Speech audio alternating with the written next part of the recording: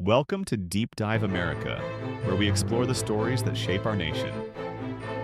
Today, we're diving deep into one of the most debated and mysterious moments in American history, the true reason behind America's entry into World War II.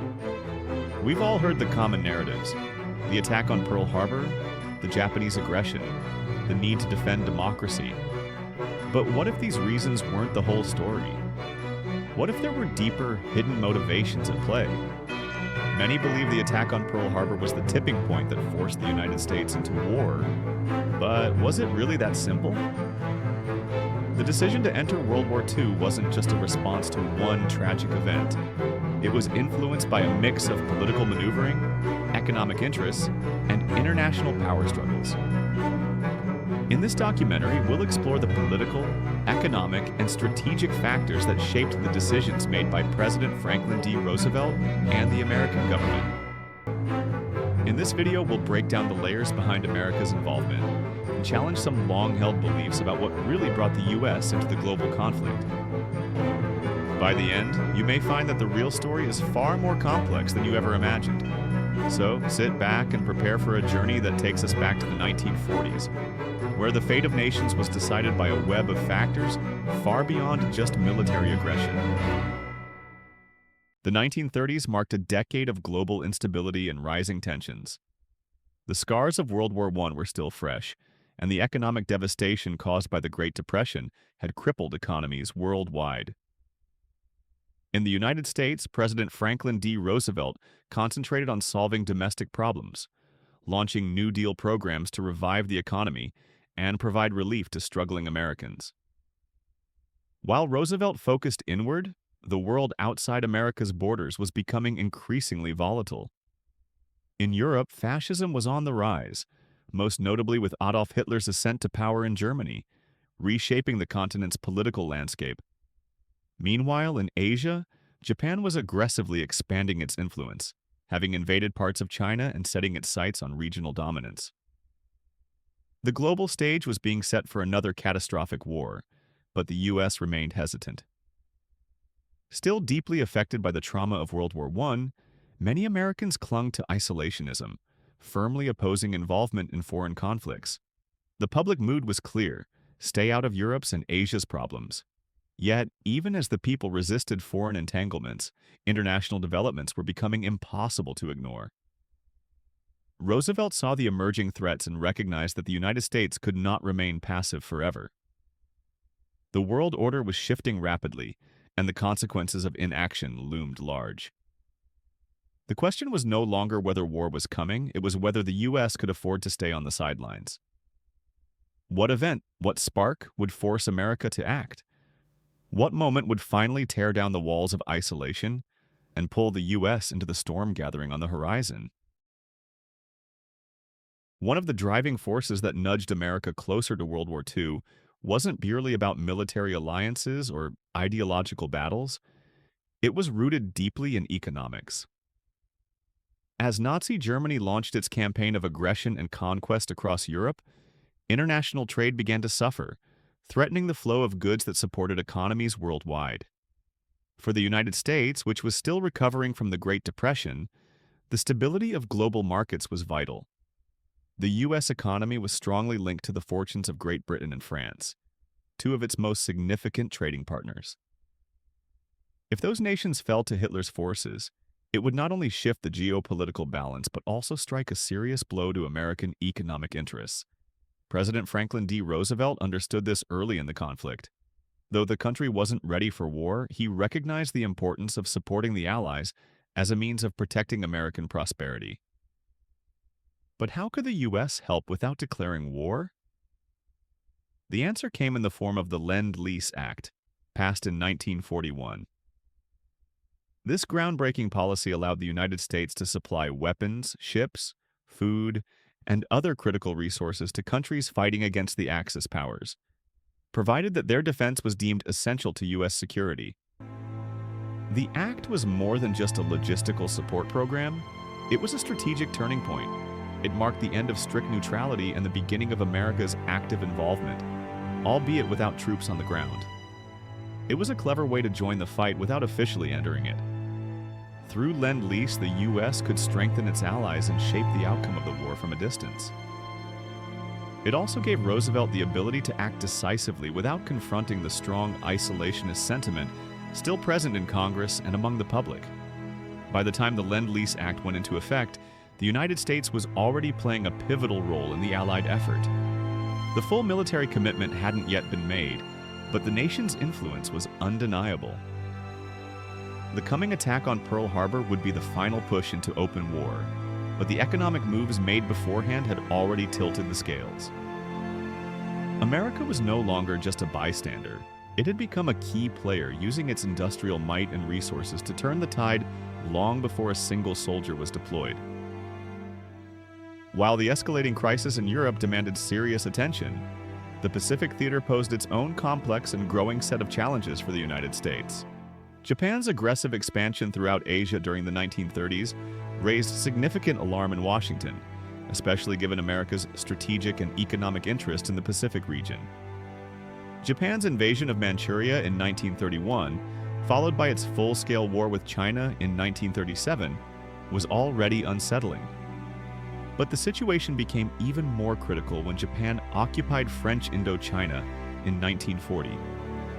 This bold move threatened the balance of power in Asia and encroached on territories and trade routes vital to American interests. The United States had deep-rooted economic ties to the region and strategic control over key locations such as the Philippines. In addition to trade, these areas represented a crucial buffer zone for American military influence in the Pacific. As Japan's territorial ambitions grew clearer, President Roosevelt could no longer remain passive. He began to adopt a firm and confrontational policy to counter Japan's imperial expansion. In 1940, the U.S. responded with a powerful economic measure, an embargo on oil, steel, and other essential resources that Japan desperately needed for its war machine. This embargo was a strategic effort to weaken Japan's ability to wage war without resorting to direct military confrontation. However, the consequences were severe. Japan viewed these sanctions not merely as diplomatic pressure, but as a direct economic assault, what they saw as an act of war by other means. The diplomatic relationship between the two countries deteriorated rapidly. While American policymakers hoped the sanctions would deter Japan, the opposite occurred. Japanese leaders, fearing the collapse of their imperial ambitions and desperate to secure vital resources, began eyeing the rich natural reserves of Southeast Asia, particularly the oil-rich Dutch East Indies. But standing in their way was the U.S. Pacific Fleet, based at Pearl Harbor, and American control of the Philippines. The Japanese concluded that a bold and decisive strike was necessary to neutralize American power in the Pacific. Though the United States had not yet committed to full-scale war, its economic stance and military presence had made conflict with Japan increasingly inevitable. The tension was building to a breaking point. In the minds of Japanese strategists, a preemptive attack was the only way to secure their interests and buy time for further expansion. This mounting pressure culminated in a fateful decision. In December 1941, Japan launched a surprise attack on Pearl Harbor, a moment that would shatter American isolation and thrust the nation into the heart of World War II. On the morning of December 7, 1941, the United States was abruptly and violently pulled into the global conflict it had tried to avoid. In a meticulously planned and devastating assault, the Japanese Imperial Navy launched a surprise attack on the U.S. naval base at Pearl Harbor in Hawaii. Waves of Japanese bombers, fighters, and torpedo planes, over 350 aircraft in total, descended upon the base with deadly precision. Their mission was clear: cripple the American Pacific Fleet and secure Japanese dominance in the region. Within a matter of hours, 8 battleships were damaged or destroyed. Nearly 200 aircraft were wrecked, and over 2,400 Americans were killed. Thousands more were wounded, and the shockwaves from the attack reverberated across the nation. The sense of security that Americans once held was shattered. What had seemed like a distant war now felt personal, immediate, and inescapable. The attack ignited a surge of unity and anger among the American public. President Franklin D. Roosevelt, who had long understood the global threats posed by Axis aggression, finally had the moment he needed to rally the country. On December 8th, in one of the most iconic speeches in American history, he addressed Congress and the nation, calling December 7th a date which will live in infamy. His words echoed the outrage of millions. Congress responded swiftly, declaring a war on Japan with overwhelming support. Yet, while the attack on Pearl Harbor was a dramatic and defining moment, it wasn't the sole reason the United States entered World War II. The groundwork had already been laid through a series of deliberate political and economic actions. Roosevelt had already pushed for the Lend-Lease Act, authorized military aid to the Allies, and implemented sanctions against Axis powers, especially Japan. The country had been slowly but surely edging closer to direct involvement. Pearl Harbor did not create this trajectory, it accelerated it. It removed the last barriers of public hesitation and political restraint. It gave Roosevelt the national consensus he needed. But even before the first bomb fell on Pearl Harbor, American foreign policy had already shifted toward confrontation. The attack was the final catalyst, the moment that made war unavoidable. But the deeper truth is that America was already on a path toward global engagement, driven by a combination of strategic necessity, economic interests, and ideological opposition to tyranny. Pearl Harbor was the spark, but the fire had been building for years. When we reflect on America's entry into World War II, it's important to understand that it wasn't the result of just one event, but rather a culmination of many interconnected forces. The attack on Pearl Harbor stands out as a turning point, an emotional and symbolic moment that galvanized the nation, but it did not occur in a vacuum. Long before December 7, 1941, the United States had been inching toward involvement in the global conflict due to a complex mix of economic, strategic, and political pressures. The rise of aggressive totalitarian regimes in Germany, Italy, and Japan posed a growing threat to the balance of power, international stability, and democratic ideals. Meanwhile, the U.S. economy was closely tied to the success of its allies, particularly Britain and France, whose defeat would have dire consequences for American trade and global influence. Roosevelt and other leaders understood that remaining neutral could ultimately prove more dangerous than engaging in the conflict.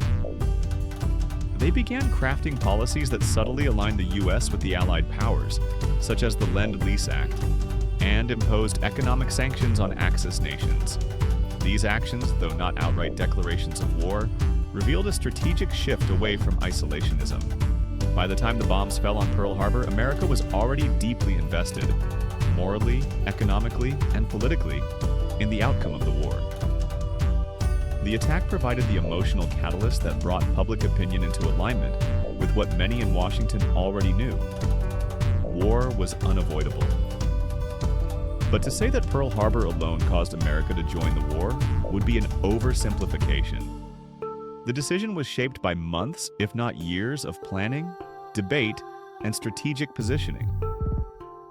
As we examine this chapter in history, it becomes clear that the motivations behind such a monumental decision were far more layered and complex than a single morning in December could explain.